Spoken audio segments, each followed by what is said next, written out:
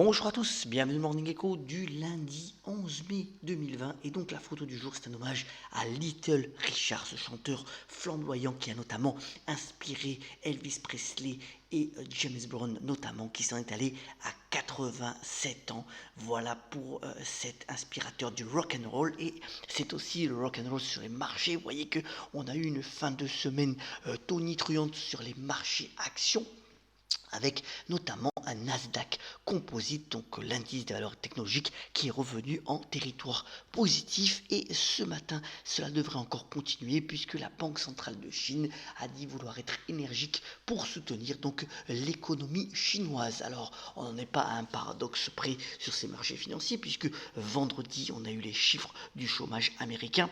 Vous voyez que sur 6 semaines, on a eu quand même 30 millions de demandes d'allocation, 14,7% pour le taux de chômage américain, mais les vrais chiffres, c'est plutôt 25% de la population active américaine qui serait donc au chômage. Et dans le même temps, eh bien, on a le SP500 qui est donc monté de 31% depuis son point bas du 23 mars dernier et qui est même donc, comme le montre le graphique de gauche, positif sur 12 mois glissants. Alors 5 raisons peuvent expliquer cela. D'abord, eh bien, les investisseurs continuent de croire en une reprise en V, c'est-à-dire une reprise forte de l'activité post-déconfinement. Les valeurs technologiques, on l'a montré la semaine dernière, continuent de pousser le marché. Les fameux GAFA, donc Google, Amazon, Facebook et autres, Apple, mais aussi Microsoft, qui poussent le marché, même si dans l'ensemble finalement, eh bien, les autres valeurs peuvent souffrir. L'attente des résultats à venir est encore très haute et donc il y a encore de l'optimisme au niveau des investisseurs.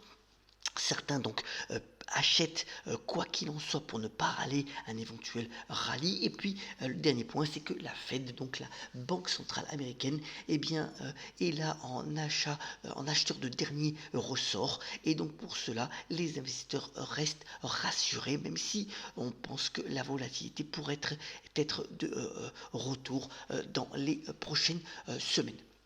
Vous voyez d'ailleurs que, comme le démontre cette carte au niveau de l'Europe et relayée par Bloomberg ce matin, eh bien, les estimations au niveau donc de la situation économique pour la zone euro sont quand même assez déprimées, puisque dans la majeure partie donc des pays concernés, on attend des récessions comprises entre 4 et 8% pour cette année, et que sur le segment obligataire, donc de la dette, eh bien, les défauts d'entreprise qui ne sont pas encore très élevés, comme le montre l'histogramme à gauche, eh bien, vont monter en puissance selon les différentes agences de notation. D'ailleurs, à ce sujet-là, eh bien, de nombreuses grandes entreprises sont tombées dans la catégorie spéculative, offrant d'ailleurs des rendements juteux aux détenteurs d'obligations, même si c'est important d'investir de manière assez diversifiée sur la dette si ce segment d'investissement vous intéresse.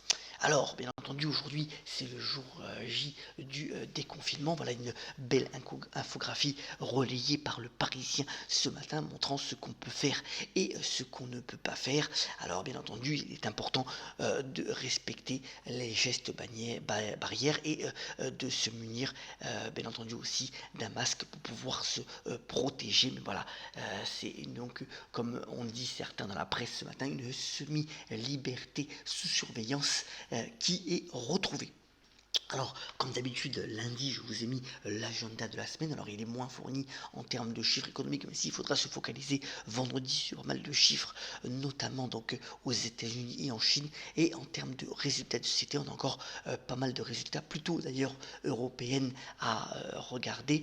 Et ça sera intéressant d'avoir les différents discours d'entreprise jour après jour. On vous donnera les principales informations, bien entendu, jour après jour. Alors, dans ce contexte-là, notamment, Essilor Luxottica, eh bien, espère une résurgence forte de la demande avec donc la réouverture des opticiens. Vous savez que Essilor, bien entendu, avait annulé son dividende au titre de l'activité 2019. Ses ventes avaient baissé de 10% au premier trimestre, mais la société, donc, qui a passé au moins une partie de ses problèmes de gouvernance suite à la fusion entre Luxottica et Essilor, eh bien, donc, espère renouer avec de meilleurs chiffres dans les semaines à venir, donc après avec ce déconfinement. En revanche, donc pour Uber, c'est un peu plus délicat, même si la bourse a salué quand même les résultats publiés en fin de semaine dernière. C'est surtout aussi le fait que la société californienne va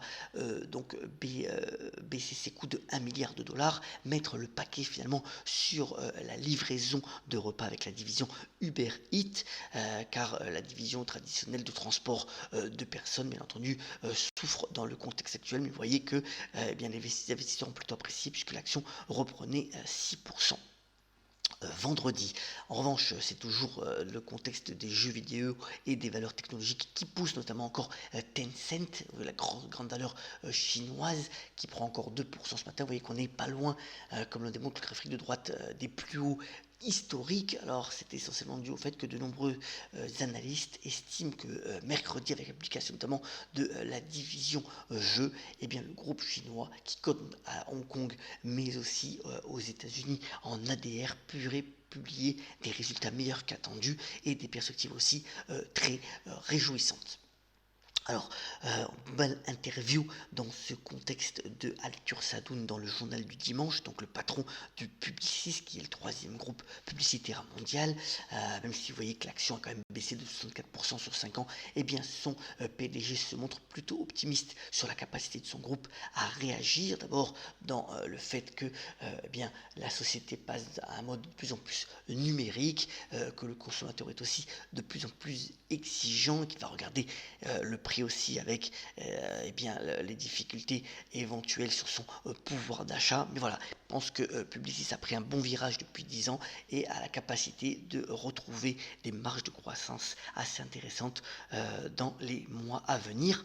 On aura aussi aujourd'hui dans le segment des équipementiers sportifs la publication des chiffres de Under Armour qui sont assez regardés. Alors par rapport à Adidas et à Nike, c'est une petite société, bien entendu, 4,25 milliards de dollars de capitalisation, mais enfin la société avait été en proie à de nombreux problèmes comptables et on verra aussi si le niveau de la demande est au niveau des attentes des analystes, donc ça va être publié avant l'ouverture tout à l'heure.